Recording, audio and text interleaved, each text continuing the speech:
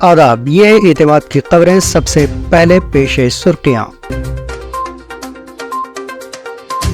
مرکزی budget parliament میں پیش، بہار کو دی گئی ترجیح، تلنگانہ نظر انداز۔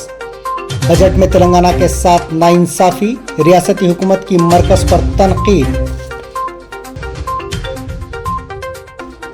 کانگریس اور بی جے پی ریاست کو فنڈز لانے میں ناکام، کے ٹی آر کا الزام۔ حیدرآباد میں پولیس پر فائرنگ، کانسٹیبل زخمی۔ اور گجرات فسادات کی سازش کے معاملے میں قانونی جدوجہد کرنے والی آواز خاموش، ذکیہ جعفری کا انتقال۔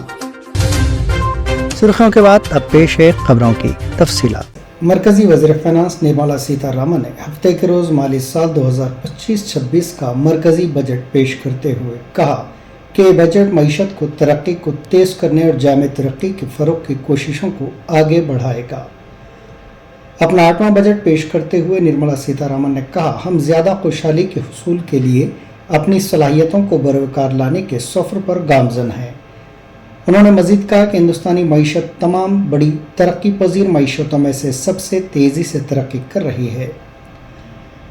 انہوں نے مزید کہا کہ گزشتہ 10 برس کے دوران ہماری اقتصادی ترقی اور اصلاحات نے عالمی سطح پر توجہ حاصل کی ہے۔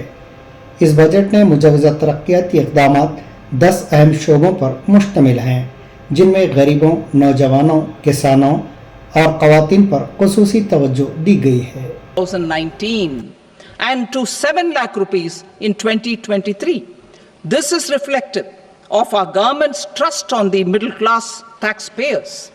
I am now happy to announce that Zakia Jafri, جنہوں نے سال 2022 کے گجرات فسادات میں مبینہ طور پر بڑی سازش کی تحقیقات کے لیے قانونی جدوجہد کی، آج احمد آباد میں ان کا انتقال ہو گیا۔ وہ کانگریس کے سابق رکن پارلیمنٹ احسان جعفری کی بیوہ تھیں، جو 2002 کے فسادات کے دوران گلبرگ سوسائٹی میں 68 دیگر افراد کے ساتھ قتل کر دیے گئے تھے۔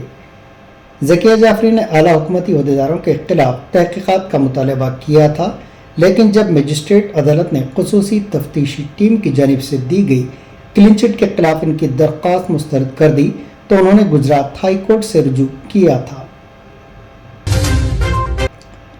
چیف منسٹر تلنگانہ ریونت ریڈی نے مرکزی بجٹ میں تلنگانہ کو نظر انداز کرنے کا الزام عائد کیا۔ پارلیمنٹ میں مرکزی بجٹ پیش کیے جانے کے چند گھنٹوں بعد چیف منسٹر نے کمانڈ کنٹرول سینٹر میں وزراء اور اعلیٰ عہدیداروں کے ساتھ مرکزی بجٹ اور دیگر امور پر تفصیلی تبادلہ خیال کیا۔ اس موقع پر ڈپٹی چیف منسٹر اور وزیر فائنانس بھٹی وکرمارکا، وزیر سول سپلائز اتم کمار ریڈی اور دیگر موجود تھے۔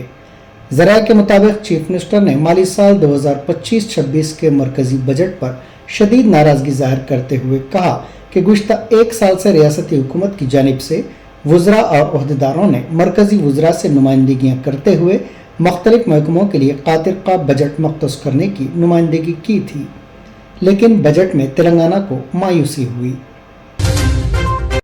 چیف منسٹر تلنگانہ ریونت ریڈی اتوار کو دہلی روانہ ہوں گے۔ کانگریس ذرائع نے یہ بات بتائی۔ ذرائع کے مطابق 5 فروری کو ہونے والے دہلی کے اسمبلی انتخابات میں کانگریس امیدواروں کی تائید میں ریونت ریڈی انتخابی مہم چلائیں گے۔ 3 جنوری کو دہلی انتخابات کی انتخابی مہم کا اختتام ہونے والا ہے۔ سمجھا جاتا ہے کہ چیف منسٹر 2 اور 3 جنوری کو دہلی کے مختلف اسمبلی حلقوں میں کانگریس کے حق میں مہم چلائیں گے۔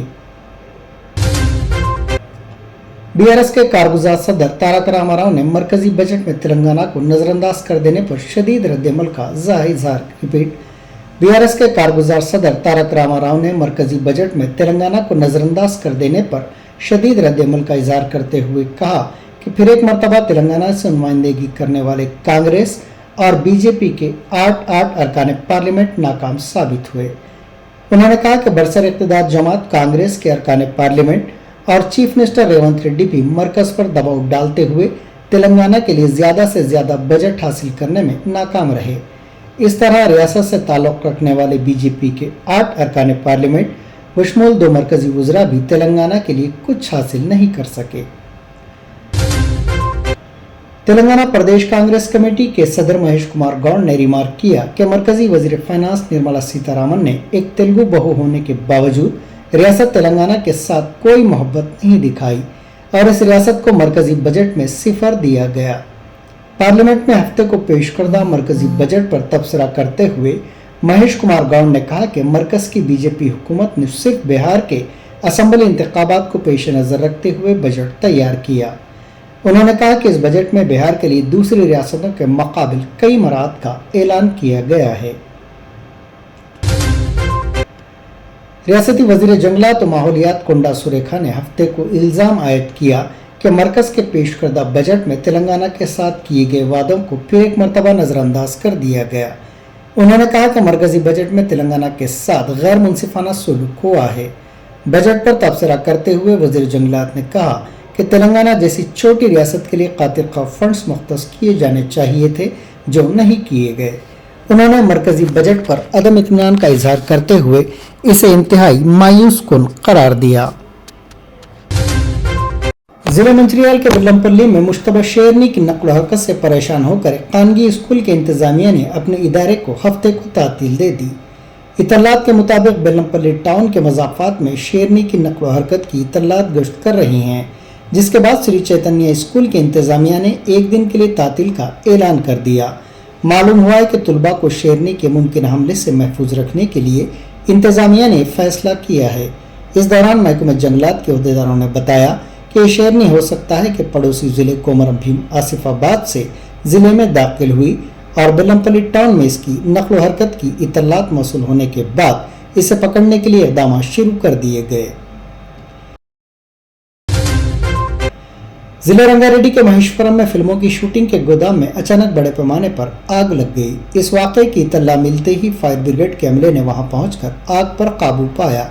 इस वाक़े में किसी जानी नुकसान या किसी के झुलसने की कोई इत्तला नहीं मिली।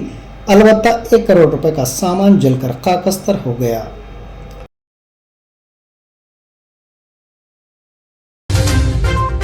तेलंगाना के गढ़वाल जिले में पेश आए सड़क हादसे में 40 मुसाफिरीन जख्मी हो गए। यह हादसा जिले के पल्लूर टोल प्लाजा के करीब उस वक्त पेश आया जब दुकानगी ट्रैवल्स की बसों ने लारी को टक्कर दे दी। जख्मियों में ड्राइवर भी शामिल है। पुलिस ने बताया कि हादसा उस वक्त पेश आया जब टाइल्स से लदी लारी के यू टर्न लेने के दौरान हैदराबाद से कड़पा जाने वाली प्राइवेट ट्रैवल्स की बस से टकरा गई। हैदराबाद में इंतहाई दिल दहला देने वाला वाक़या पेश आया। मां की लाश के साथ 2 बेटियों ने 9 दिन घर के अंदर गुजारे। सिकंदराबाद के वारिसगुड़ा पुलिस स्टेशन के हुदूद में ये वाक़या पेश आया। अपनी मां की मौत के बाद सदमे से 2-4 बेटियों ने नाश के साथ घर में ही 9 दिन गुजार दिए। मुकामी लोगों ने तशवीश का इजहार किया। तफसीलात के मुताबिक ललिता की शादी 26 साल कबल उस्मानिया यूनिवर्सिटी में काम करने वाले राजू से हुई थी। इन्हें 2 बेटियां हैं, रावलिका और यशविता। 2020 में मियां बीवी के दरमियान इख्तिलाफात के बाइस राजू ने घर छोड़ दिया था। तब से ललिता अपनी दोनों बेटियों के साथ रहने लगी थी। बड़ी बेटी रावलिका कपड़े की दुकान में काम किया करती है, जबकि छोटी बेटी यशविता अपनी मां के साथ फंक्शन हॉल की मुलाजिमा बताई गई है। ललिता की अचानक मौत के बाद सदमे से 2-4 दोनों बेटियां नाश के साथ ही घर में रहीं। बादशाह इस बात की तल्ला मिलने पर पुलिस ने वहां पहुंचकर नाश का पोस्टमार्टम करवाया और आज इस खातून की आखिरी रसूमात अंजाम दी गई।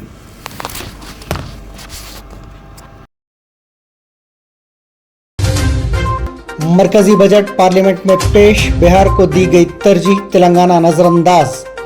बजट में तेलंगाना के साथ नाइंसाफी, रियासती हुकूमत की मरकज पर तनकीद। कांग्रेस और बीजेपी रियासत को फंड्स लाने में नाकाम, केटीआर का इल्जाम। हैदराबाद में पुलिस पर फायरिंग, कांस्टेबल जख्मी। और गुजरात फसादात की साजिश के मामले में कानूनी जद्दोजहद करने वाली आवाज खामोश, ज़किया जाफरी का इंतकाल। ये थी एतमाद की खबरें। आज का खबरनामा यही इख्तिताम को पहुंचता है। दोबारा कल फिर आपसे मुलाकात होगी, तब तक के लिए इजाज़त।